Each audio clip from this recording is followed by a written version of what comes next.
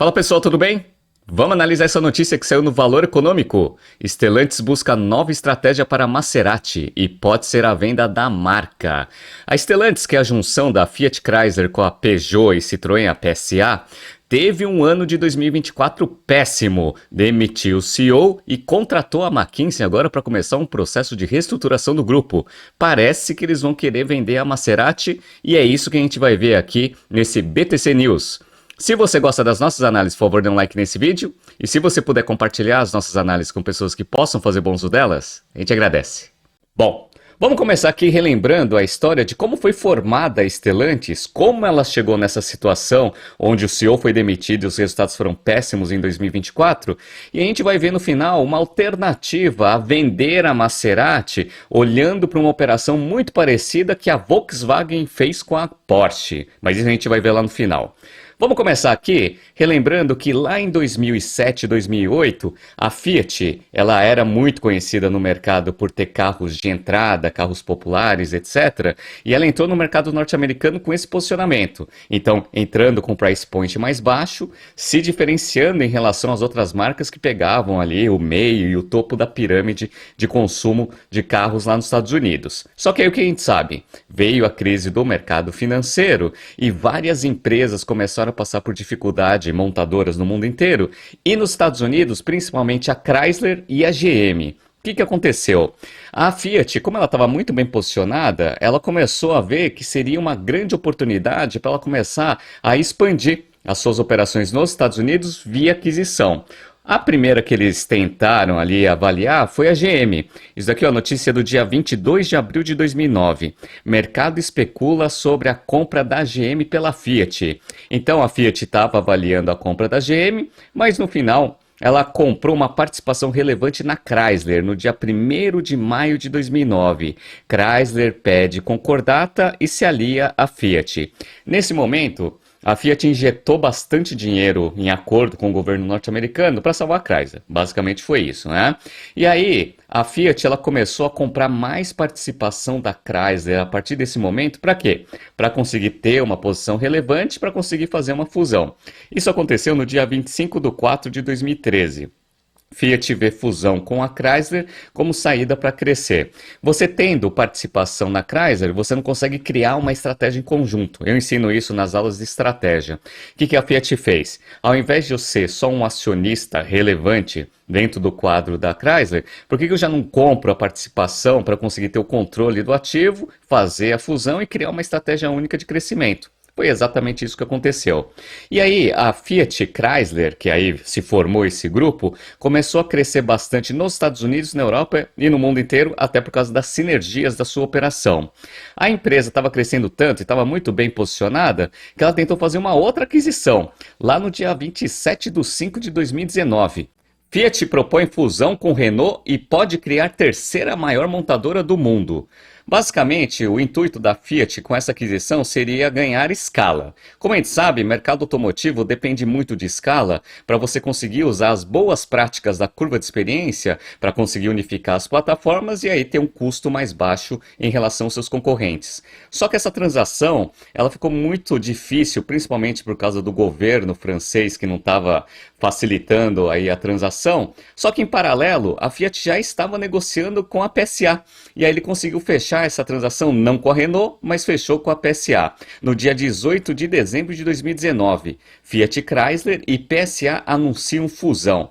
E aí nasceu a famosa Stellantis, pessoal. Eu estou mostrando aqui na tela as marcas que ficam embaixo do guarda-chuva dessa combinação das duas operações. Então tem aqui Alfa Romeo, Chrysler, Citroën, Dodge, tem a Peugeot, Fiat, Opel, Maserati, que é o tema aqui do BTC News, Jeep, entre outros. Ou seja, uma empresa com marcas gigantescas aqui dentro do seu portfólio. Só que eu não sei se vocês perceberam qual foi o timing dessa transação, né? Eles anunciaram isso no final de 2019. Como a gente sabe, no começo de 2020 veio a pandemia. E aí, as empresas, elas deram uma recuada no processo de integração das suas operações, até porque o mercado estava meio, né, difícil de você conseguir prever o que ia acontecer, mas uma coisa positiva aconteceu ali no ano de 2020 e 2021. O preço dos carros aumentou e isso, consequentemente, fez com que as margens das montadoras aumentassem também. Isso aconteceu? Aconteceu. Então, eles deram uma postergada em todo o processo de integração das duas operações para conseguir usufruir um pouco das vendas com margens altas que 2020 e 2021 trouxeram para dentro da empresa. O que aconteceu?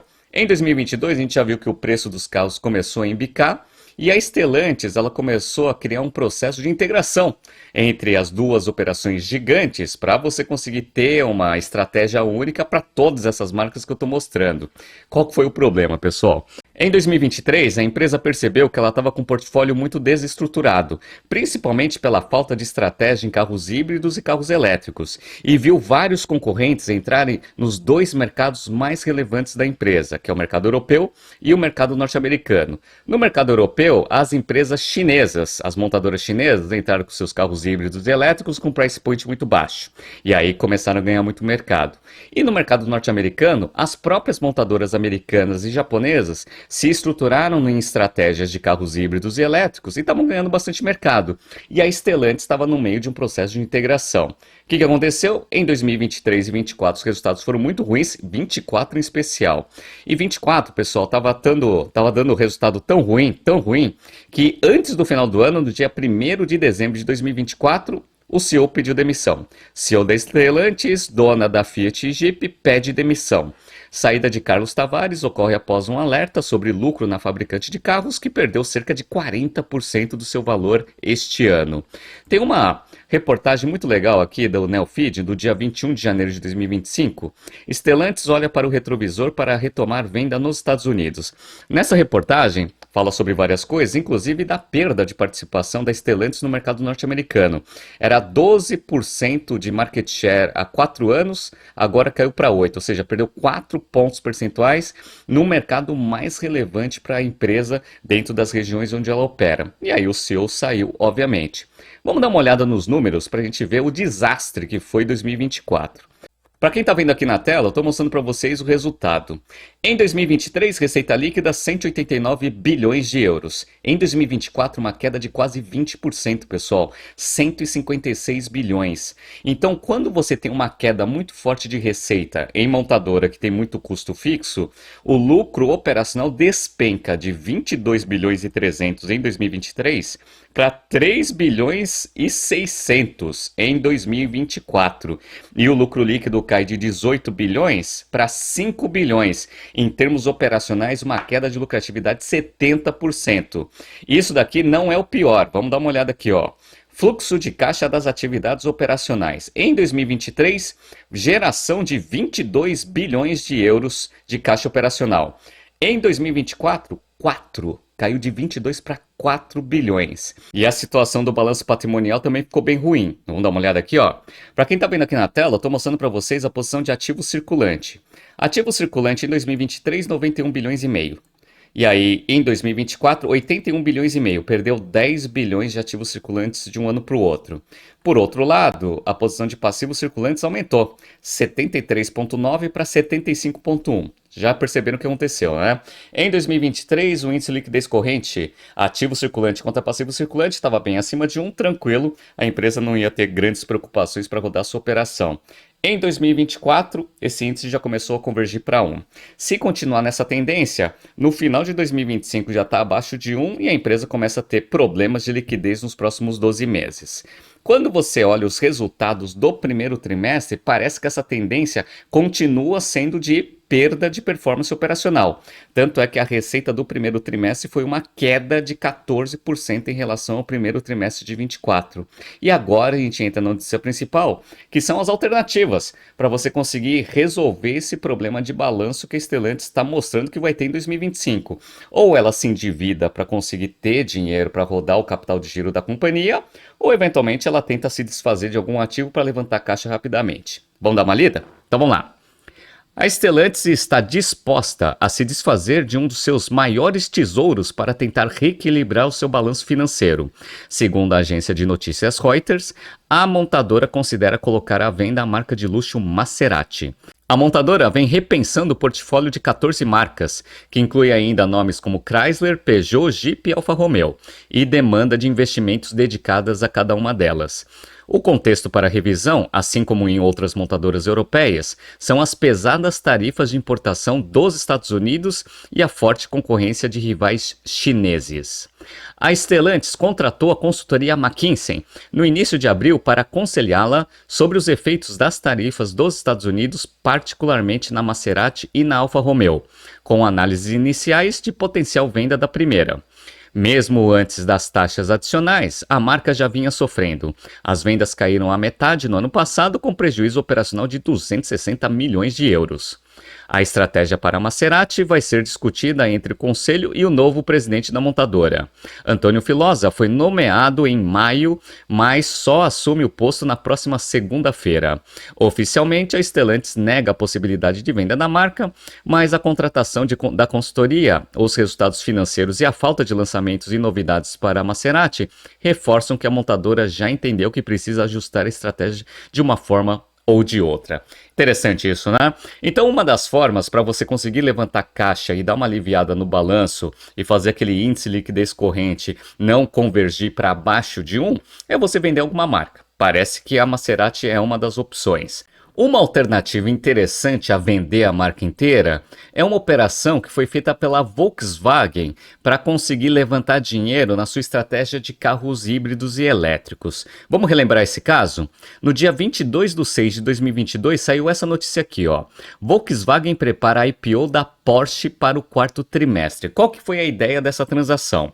A Volkswagen, ela precisava de dinheiro para conseguir fazer toda a reformulação da sua estratégia para carros elétricos e híbridos, e para conseguir ter esse dinheiro, ela fez o IPO da Porsche. A Porsche é um ativo que tem um ROIC muito acima da média de todas as outras operações da Volkswagen.